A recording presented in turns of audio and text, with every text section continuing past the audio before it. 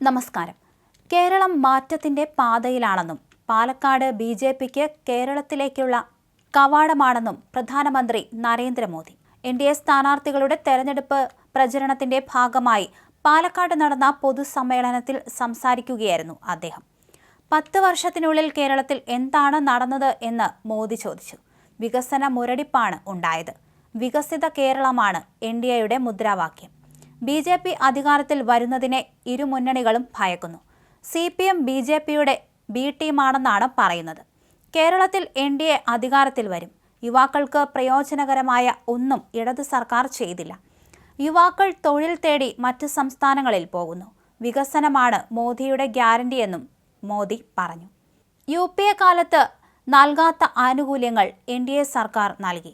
സംസ്ഥാനത്ത് ബി.ജെ.പി ഏറ്റവും കൂടുതൽ പ്രതീക്ഷ വയ്ക്കുന്ന സീറ്റുകളിലൊന്നായ പാലക്കാട് പിടിച്ചെടുക്കുക എന്ന ലക്ഷ്യത്തോടെയാണ് പ്രധാനമന്ത്രിയുടെ സന്ദർശനം. ഹെലികോപ്റ്റർ മാർഗം പാലക്കാട് മേഴ്സി കോളേജ് ഗ്രൗണ്ടിലിറങ്ങിയ പ്രധാനമന്ത്രിയെ വൻ ജനക്കൂട്ടമാണ് സ്വീകരിച്ചത്. അവിടെ നിന്ന് വാഹനവ്യൂഹത്തിൽ അദ്ദേഹം കോട്ട മൈതാനത്തേക്ക് പുറപ്പെട്ടു. മിഷൻ സ്കൂൾ ജംഗ്ഷൻ മുതൽ SBI ജംഗ്ഷൻ വരെ റോഡിന് ഇരുവശവും തിങ്ങി നിറഞ്ഞ പ്രവർത്തകരെ അദ്ദേഹം റോഡ് ഷോയിലൂടെ അഭിവാദ്യം ചെയ്തു. സമ്മേളന നഗരിയിൽ മറ്റ് പ്രധാന സ്ഥാനാർത്ഥികളും മോദിയോടൊപ്പം വേദി പങ്കിട്ടു.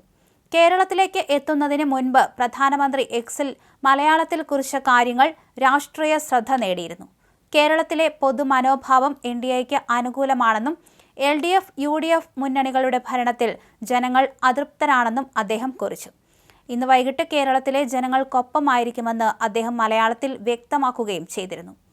പതിറ്റാണ്ടുകളായി കേരളം 2 രാഷ്ട്രീയ വിഭാഗങ്ങളുടെ വഞ്ചനയിൽപ്പെട്ട് കിടക്കുകയാണ്. LDFന്റെയും UDFന്റെയും എല്ലാ നയങ്ങളും വോട്ട് ബാങ്ക് രാഷ്ട്രീയമാണ്. കേരളത്തിന്റെ വികസനത്തെപ്പറ്റി അവർക്ക് ചിന്തയില്ല. ബി.ജെ.പി സർക്കാർ വികസിത കേരളം സൃഷ്ടിക്കുമെന്നത് മോദിയുടെ ഗ്യാരണ്ടിയാണ്. മാറാത്തത് ഇനി മാറും. കേരളം വളരും. UDFും LDFും ഒത്തുചേർന്ന് കേരളത്തെ കൊള്ളയടിച്ചു.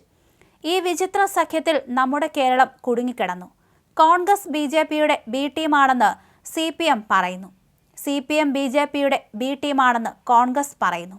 ഈ തെരഞ്ഞെടുപ്പിൽ A ടീമായി ആരെങ്കിലും ഉണ്ടെങ്കിൽ അത് ബി.ജെ.പി മാത്രമാണെന്ന് ഈ 2 കൂട്ടരും സമ്മതിച്ചിട്ടുണ്ട്. LDFും UDFും ബി.ജെ.പിയെ ഉന്നം വയ്ക്കുകയാണ്. ഇവർ ആരെയെങ്കിലും ഭയക്കുന്നുണ്ടെങ്കിൽ അത് ബി.ജെ.പിയെ മാത്രമാണ്.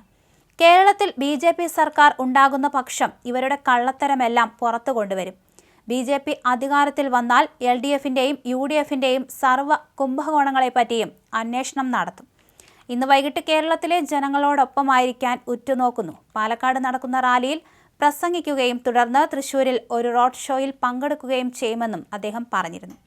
കേരളത്തിന്റെ പൊതുവായ മനോഭാവം എൻ.ഡി.എക്ക് അനുകൂലമാണ്. LDFന്റെയും UDFന്റെയും ദുർഭരണത്തിൽ ജനങ്ങൾ അതൃപ്തരാണ്. അതേസമയം പൊതുസമ്മേളനം നടത്തുന്ന പാലക്കാട് കോട്ട മൈതാനത്തെ വേദിയിൽ സുരക്ഷാ വീഴ്ചയുണ്ടായി. വേദിയിലെ ആംപ്ലിഫയറിൽ നിന്ന് പുക ഉയർന്നു. ഉടൻ ഉദ്യോഗസ്ഥരെത്തി പ്രശ്നം പരിഹരിച്ചു.